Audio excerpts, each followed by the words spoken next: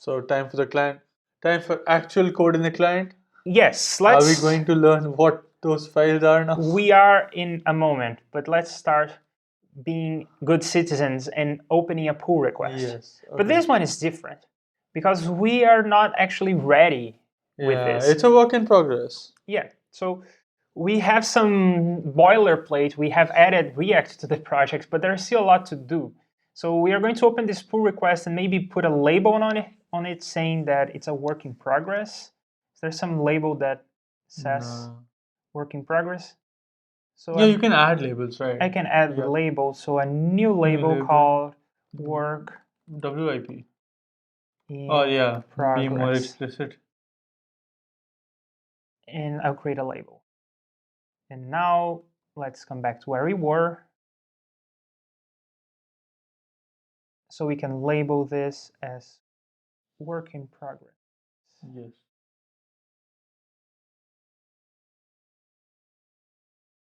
And now people know that they are not supposed to try to merge this. Yes. Our collaborators will know that. In fact, it would be good to have a list of things to do here. Yeah, like that's a good idea. Explain the script imports and render list of to-do items, render the plus button to plus button to add to-do item to that's add a good start. A to-do item. And then this is Markdown. It's another tool in the toolbox. And very helpful. This is a markup language. So when we actually see this in GitHub, it will appear as a list of to-do items. We can create this pull request. And now people who are involved in building the client with us, they may want to work on the pull request and create new commits and push new commits and so on. And come here and mark things as done or maybe reorder things. As needed. But then later, we'll have the thing ready to merge and we will remove this label and maybe ask someone else to review the code for us. But currently what we have is 2 commits because I made a mistake when committing last time. And we have some files that changed, but we are far from being done. So we don't want to merge this into So we don't want to merge this. It's just a bad idea to merge this into master. Yeah, we want to keep this pull request open. This is a more realistic use case for a pull request, really. Okay. And with that, we can come back to the code base. Start writing JavaScript code. First, I must admit that I'm defeated. I thought there was going to be a nice way for us to not have to refresh the server every time when we are working on the client. And there is a way. We got it to work off camera, but I wasn't happy with it. And it's shaky. So it's a lot of magic. It may not work in all systems, so I gave up on this. We will go with this line only. You have to restart the server every time when we are working on the server side and also when you are working on the client side. Such is life. It's going to be, it's a mild inconvenience, let's say. Yeah. There are bigger problems in life. Yeah. Okay. Now, first, let's not use React for a moment. Okay. Let's just add a button to create the plus and add a list of items. Okay. Let's start with the list of items. Let's write some raw HTML to build a list. So we have a tag to say list and a tag to say list item. And we had an example going on, right? So read to-do items, for instance, was our first to-do item.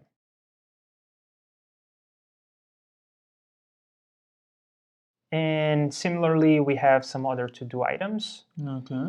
I will not go into renaming all of this for now. I'll just save. And see if start the 4 server. of them are there. Yes, I'll start the server again. It wasn't running, so I didn't hit this button. I can come here to the application and refresh, and we see a list of items. So this is a list of items. It's a start.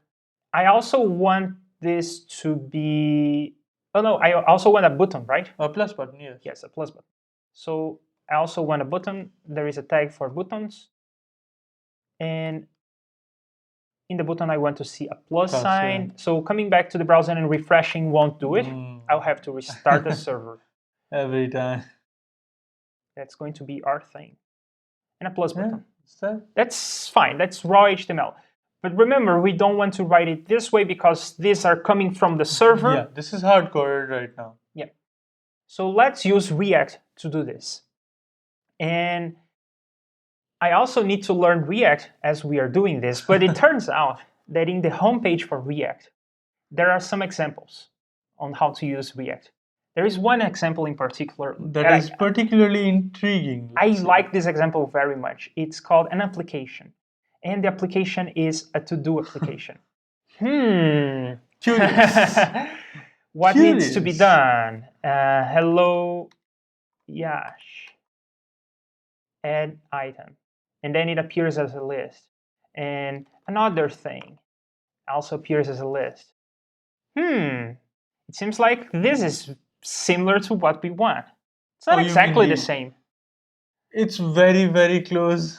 It is close. It is very, very close. So we can try to understand how this works, right? It's not that bad. Let's start from the end. Okay.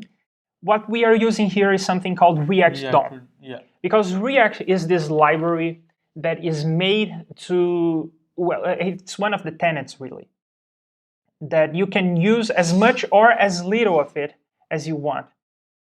I think it says somewhere in the documentation or even here on the splash page that if you have a whole website already and you want to just have some sprinkles of React here and there, you can. That's what you want. And then you later on build more and more React. We started with React, which is fine, but still that spirit applies. Yep. So we need some place to mount the application, some place to start the application with. Because suppose you have a big website like this, and then you just want to try out React in this component, in this part, in the comment, or in the conversation. Yeah, edit buttons or just like a comment button or something. Yeah, just comment in this text form. Exactly. So if you want React just in this box, you can. So this box would be the place where you mount the application or where you mount the component. Yeah. And this is what that line was doing. So the last line we were looking at here was mounting the application somewhere. That's the React DOM part. You can see one of the 3 imports we had was for the React DOM, which is to mount the application somewhere. And we don't have a place to mount the application, so let's just create a place to mount the application. Since it's a whole, the application is the whole page. We'll have to encapsulate it first? No, I was going to say that we could use the body as the place, but let's be more particular here. Yeah. So we'll have a place to mount the application. It's going to be a div, which is a tag that doesn't mean anything. It's just application. Yeah, okay. It doesn't mean anything. It's just a box. A box. Without like an attached. area, yeah. It's and I'm giving it an identifier application. I'm going to save this and restart the server, and we are going to look at this div. So the server is restarting. I think it started. Okay, do you see the div? Very slightly. I don't. No. Isn't that? Oh no, that's there is nothing to see. Yeah. There is nothing to see. Trick question. There was nothing to see because a div is empty. It doesn't render in any way. Here in the developer tools, I can see the div, but it doesn't show up on the page. When I hover over other things, they show up on the page. This one doesn't. Yeah. It's there. It doesn't have anything. I thought that was the empty space, but the empty space was already there. Yeah, that's what I didn't remember. Yeah, so it doesn't render. It's just a place where we mount the application. Since we are doing this, I'm going to just put an H1 here to say TODOOSE, because then it starts to look like this. Yes, which is the ideal interface we want. Yeah. And this part won't change, so it will not be part of my application. Yes. It's not. It could be. Yeah. Right now we don't have React pushed into it, basically. Yeah, but that's what I was talking about. You could have this be your whole page, and this be the part of the page in which you want the React components to be, and this was just the rest of the page. Static or whatever that you want to serve, no matter what. And this is never going to change. Yeah. This is not dynamic, not coming from the server. So this is like the hello Yash we had before. Exactly. And this is a div in which we are going to mount the application. Yeah. Okay, that covers the first part. Let's write some code to mount the application.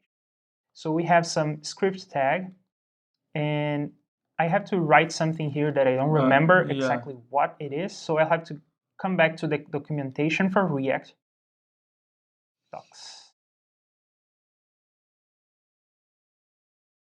And the getting started part.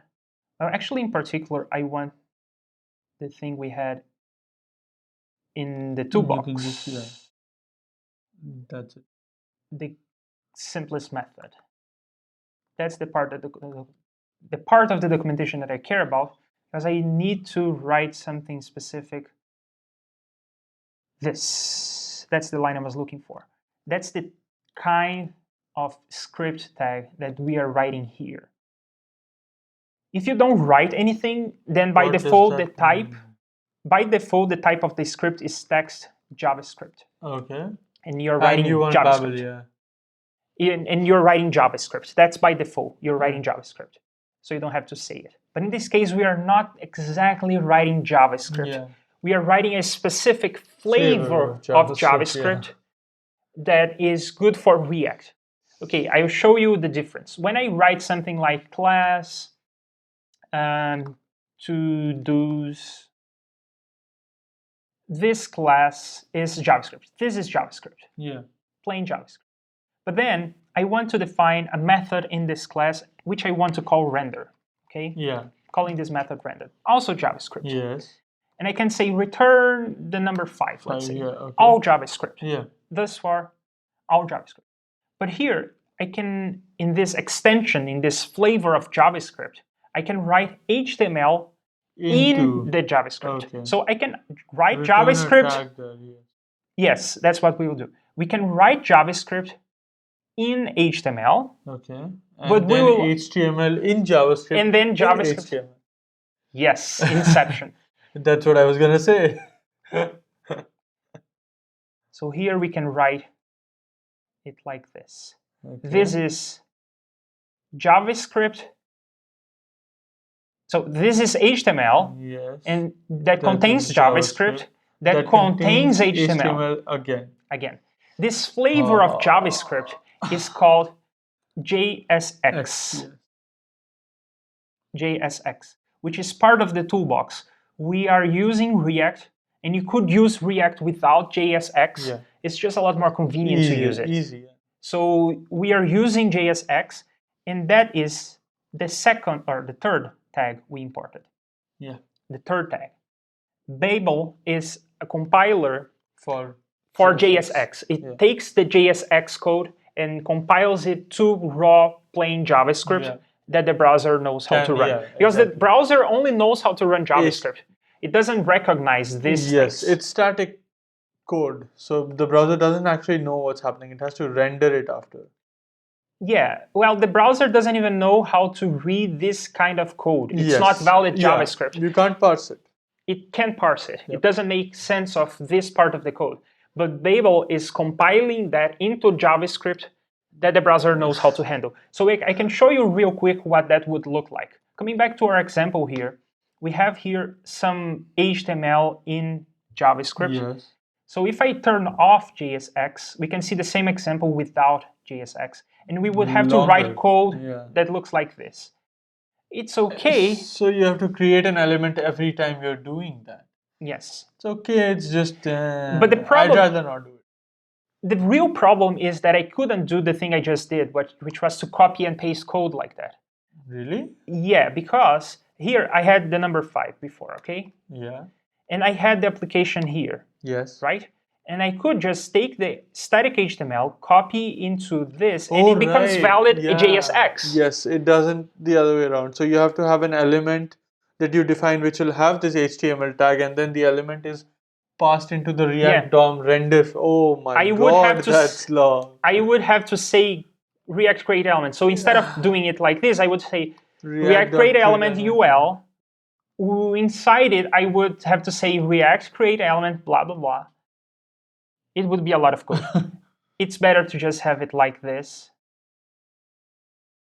Which is why... up to whoever made JSX. Yeah, which is why we are using JSX. And which is why we need Babel and which is why we need this text table here. Script type. Okay. Now we explain 2 out of 3. We still have to go to React itself. You mean. So let's go to the React DOM thing, and oh yeah, I need to re-enable JSX to look at good code. So I will copy this. I'll get rid of the class for now. I'll get rid of all of this for now. I was just using the class to show you the difference between JavaScript and JSX. Okay. But we don't want any of that for now. What we do want is to have this code. So React DOM, you now know it's coming from here. And you know what it does. It mounts the React application on our page. The React application in this case was this to-do app thing. We'll go there, but for now, we can just render the list literally. And we want to render this list literally on some element, right? We want to do it on this application thing. So here we can say document.query selector. And the selector is the ID application, which matches our ID right here. Where we want to mount it. Yes, the ID we had here. This stands for the ID. And then we are selecting this guy right here. In fact, I will show you this in the browser. So here we can have a console in which we can say document query selector. And we have the ID application. And it's the div we had before. So it's the div that we don't see. So now what we are doing is we are saying to React DOM, please render this list that we are using JSX to define.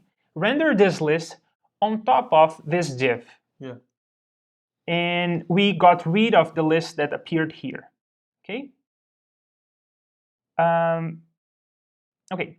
So let's try to format this a little better. It's not looking good. I can't read half of it. I am just changing the indentation to make things look better. But I think that this looks better, this is much better, So let's save this. And for a moment, before I reload everything, let's understand how things are working. So we have the application, it's empty right now. And then we have the list, okay? Which is all for items. Yeah, that was the static list, the literal list we had in the code right here. Now we've changed that. We changed that to render exactly the same, but within the application. It's still technically static in the sense that it's hard-coded. But we can modify it. So let's rerun the server, and let's see if this works. Okay, refresh the page. It looks the same. Yes, exactly the same, except I see a difference in div. Yes, now we are mounting the application. So we are rendering raw HTML the same way we were doing before, but we are now using React to do it. I bet that there is some way for me to turn off JavaScript.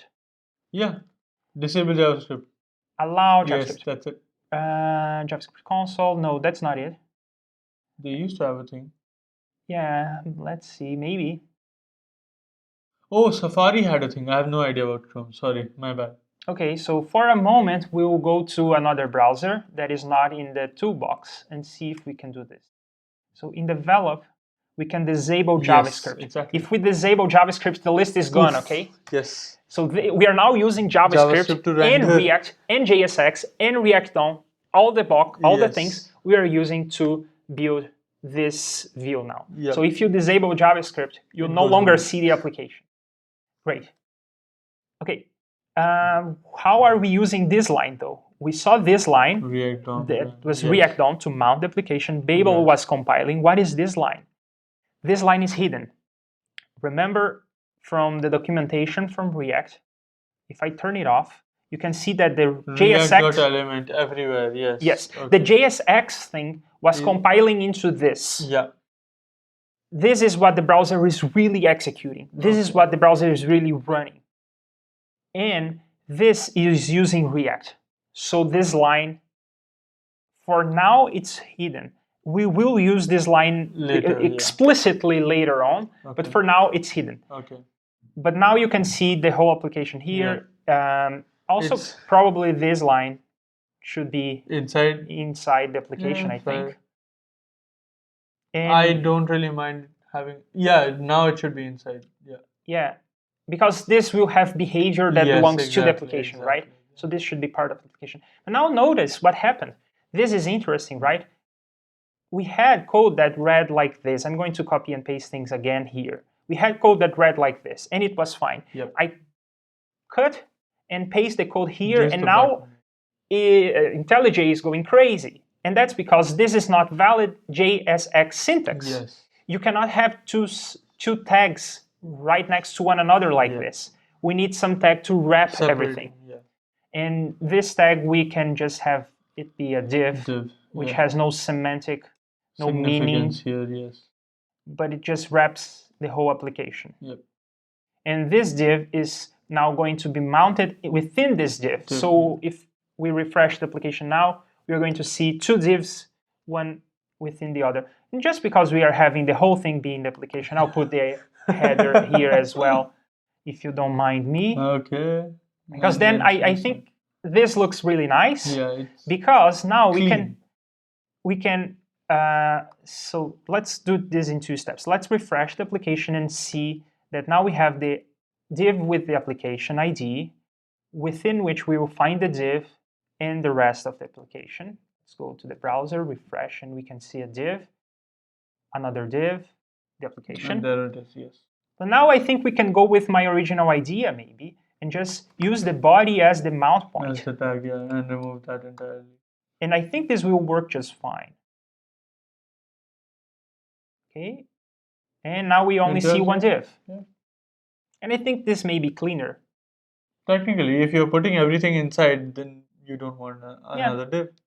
And I think it highlights how the whole application is being loaded with JavaScript. If you don't have JavaScript, you don't see anything. In fact, let's do that. For the sake of user being friendly to users, remember that if you don't have JavaScript, I don't need the developer tools. If you don't have JavaScript, you don't see anything.